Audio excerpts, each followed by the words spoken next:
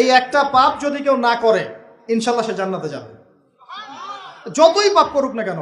বাসায় মা বোন যারা আছে অনেকেই দেখা যায় চুল আশ্রয় চিরুনি পরে গেলে বলে আজকে মেহমান আসবে। কি আসবে আজকে? মেহমান আসবে আজকে বললেই শিরক। বাসা থেকে বের হচ্ছেন, আপনার পাঞ্জাবিটা একটু আটকে গেছে, আপনার স্ত্রী বলছে একটু বসে যান, অমঙ্গল হতে পারে, বসেন, বাস মুশরিক, শিরক হয়ে গেল।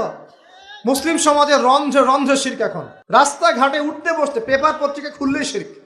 পেপার খুলবেন রাশিফল, সিংহ রাশি কন্যা রাশি, দিনটা কেমন যাবে বিশ্বাস করলেই মুশরিক হয়ে যাবে। রাস্তার পাশে টিয়া পাখি দিয়ে ভাগ্য পরীক্ষা করছে, হাতটা দেখে দেন তো ভাই কি আছে, বললেই শিরক হয়ে যাবে। আংটি বিক্রি করছে, আংটি পরলে রোগ ভালো হবে, হাতে দিল রোগ ভালো হবে এই উদ্দেশ্যে, মুশরিক। হাতে দিয়েছে রোগ ভালো হবে, আমার ডায়াবেটিস ভালো হয়ে যাবে, বিসমিল্লাহ, ব্যাস মুশরিক, নাউজুবিল্লাহ। এই আকীদা নিয়ে পড়লেই মুশরিক। মুসলিম সমাজে অহরহ শিরক আছে। আর আবু জেহেলের যুগে কি ছিল ভাই? আবু জেহেলের যুগে অনেকদিন বলেছি মেজর 5টা সমস্যা ছিল। কয়টা? মেজর 5টা, মাইনর সমস্যা অনেক, মেজর 5টা। এক, আবু জেহেলের যুগের বেশিরভাগ মানুষ শিরক করতো। কি করতো ভাই? লাত, উজ্জা, হবল, মানাত এইসব মূর্তি পূজা করতো। এখন হয়তো মুসলিম সমাজে এটা নাই ঠিকই, কিন্তু মুসলিমরা এখন কবর মাজার পূজায় শুরু করেছে, করে নাই? মুসলিমরাও এখন নেক্সট সুরতে ধোকা খাচ্ছে। শিরক তো আমাদের সমাজে চলছে। শিরক কি হয় কেন আমি লেকচার দিয়েছি, দেখবেন মুসলিম সমাজে কত শিরক চলছে। আবু জেহেলের যুগে শিরক ছিল, এগুলো বলতে থাকলে এটা নিয়ে আলোচনা করতে হবে। আলোচনার টপিক আমার আজকে অন্যরকম।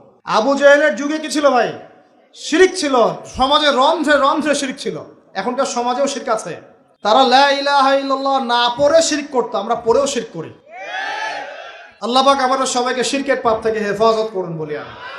এই একটা পাপ যদি কেউ না করে ইনশাল্লাহ সে জান্নাতে যাবে, যতই পাপ করুক না কেন। জেনা করেছে, মদ খেয়েছে, মিথ্যা বলেছে, অনেক কিছু করেছে, শুধু শিরকের পাপ করে নাই, আল্লাহ তাকে মাফ করে দিবেন ইনশাআল্লাহ। বিশ্বাস করলেন না কথাটা? নবীজি বলেছেন এই উম্মতের যে কোনো ব্যক্তি যতই পাপ করুক না কেন আল্লাহ পাক সমস্ত পাপ মাফ করতে পারেন, কিন্তু শিরকের গুনাহ আল্লাহ পাক মাফ করবেন। তওবা করে যদি মারা না যায় মাফ করবেন না। একটা এক্সাম্পল দিয়ে বোঝাচ্ছি, তাহলে ক্লিয়ার হয়ে যাবে। মনে করেন কেউ একজন জেনা করেছে, তওবা করার সুযোগ হয় নাই, মারা গেছে, নাউজুবিল্লাহ। এখন আল্লাহ পাক কিয়ামতের মাঠে এই জেনার পাপটা মাফ করে দিতে পারেন, যদিও সে তওবা করে নাই। যদিও সে তওবা করে নাই, আল্লাহ পাক এই পাপটাও মাফ করতে পারেন।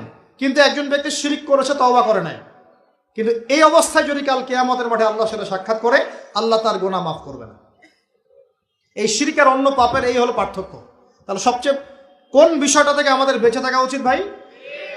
শিরক কি ও কেন, একটা বই পাওয়া যায়, কিনে নেবেন। কিতাবুত তাওহীদ একটা বই আছে, পড়ে নেবেন। কোরআন সুন্নাহর আলোকে বিশুদ্ধ আকীদা, এরকম অনেক বই পাওয়া যায়। আর আকীদা সংক্রান্ত একটা অনবদ্য বই হলো আল আকীদা আত তাহাওয়িয়া।